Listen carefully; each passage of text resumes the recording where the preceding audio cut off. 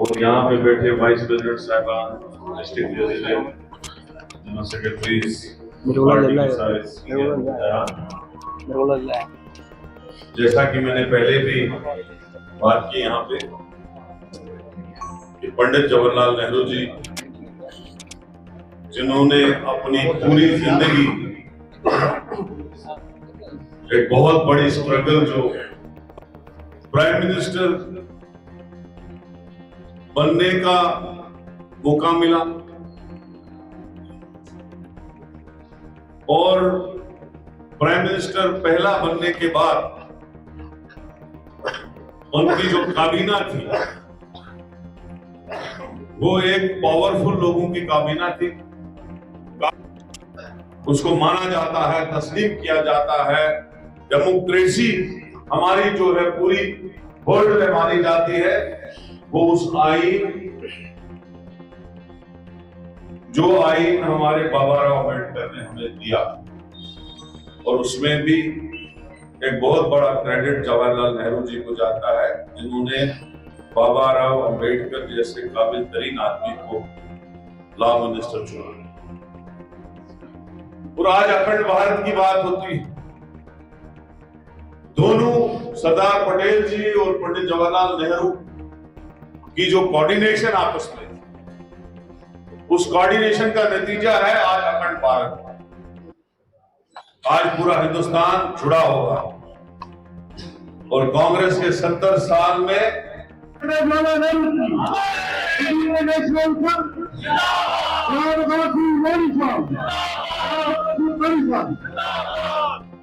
अपने जेब से पैसे खर्च करके कांग्रेस का नाम जिंदा रखा और हर एक आदमी ने बढ़ चढ़ के हिस्सा लिया। और रमन बाला जी को जो करते हैं वो भारत को जोड़ने का नहीं बल्कि तोड़ने का काम कर रहे हैं। जो मजहबों को आपस में लड़ा रहे हैं, जो कम्युनिटीज को आपस में लड़ा रहे हैं, जो ऐसा नारा देते हैं जिससे हमारी कम्युनिटियों में तसाद बढ़ता है, फितना बढ़ता है, वो काम जो है बीजेपी कर रही है। हमारे prime minister, first prime minister Pandit Jawaharlal Nehru ji की अध्यक्षता में मजबूत हिंदुस्तान की बुनियाद रखी गई।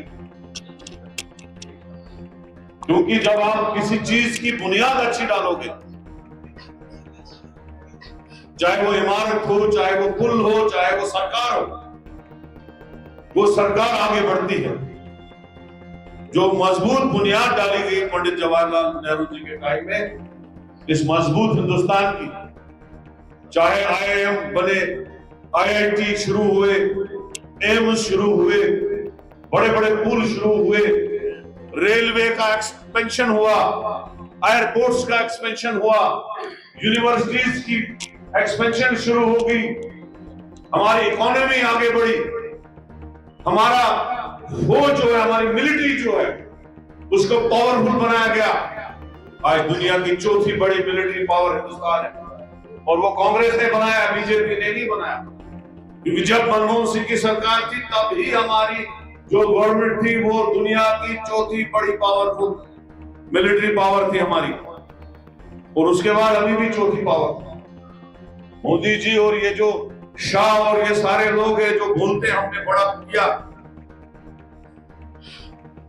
550 करोड़ का विमान जो है 1600 करोड़ रुपए का खरीदा, ऐसी काम उन्होंने किए। लेकिन अगर इस हिंदुस्तान को किसी ने मजबूत बनाया है, वो कांग्रेस पार्टी ने, जवाहरलाल नेहरू ने, गांधी जी ने और इस नेहरू गांधी परिवार ने। अभी बलवान सिंह जी ने एक बात कही यहाँ पे कि जब राहुल गांधी जी को घर से निकाला गया इसी बीजेपी सरकार ने, और घर नहीं था उसके पास, जबकि उसके परिवार के 3 प्राइम मिनिस्टर और मजबूत तरीन प्राइम मिनिस्टर रहे थे, और सोनिया गांधी जी 2 गवर्नमेंटों में यूपीए चेयरपर्सन रही, लेकिन घर नहीं था। ये ईमानदारी होती है। जिन लोगों ने खरबपतियों को दे भेजा और गरीब का कुछ नहीं किया, 15 लाख करोड़ रुपए लोगों का कर्जा माफ किया, लेकिन किसान को एमएसपी नहीं दी, किसान का कर्जा माफ नहीं किया, कांग्रेस की सरकार गरीबों की सरकार होती है। जो नारा बीजेपी इंदिरा गांधी जी ने दिया था, गरीबी हटाओ देश बचाओ, गरीबी हटी थी बेशक उसके टाइम। आज हंगर इंडेक्स में हम लोग पीछे चले जा रहे हैं। बांग्लादेश, नेपाल, म्यांमार और पाकिस्तान के पीछे हम गए हंगर इंडेक्स में, और ये बोल रहे बड़ा हिंदुस्तान चमक रहा है। हमने तूफान किया, 5 किलो राशन को लेके पूरा बवाल मचा के रखा है पूरे मुल्क में। तो मैं ये कहूंगा कि जो कांग्रेस ने इस मुल्क के लिए किया और जो मजबूत बुनियाद पंडित नेहरू जी ने रखी, वही मजबूत बुनियाद इस मुल्क को दुनिया की बड़ी इकोनॉमी पावर, दुनिया की बड़ी मिलिट्री पावर, गरीबी से मुक्त, बेरोजगारी से मुक्त, यही कांग्रेस और हमारी सरकार बना सकती है, ना कि मोदी और बीजेपी की सरकार बना सकती है। यही नारा मैं आज भी दूंगा, यही मैं आगे भी दूंगा। और बीजेपी से मुक्ति इस देश को बहुत जरूरी है, जो हम इंशाल्लाह 4 तारीख को दिलाने जा रहे हैं। और यही ऐलान करके मैं जा रहा हूँ, इंशाल्लाह दोनों सीटें हम यहाँ से भी जीतेंगे, कश्मीर से भी हमारे अलायंस पार्टनर जीतेंगे, और हिंदुस्तान में भी एक मजबूत सरकार की बुनियाद, डेमोक्रेटिक सरकार की बुनियाद हम डालने जा रहे हैं 4 तारीख को।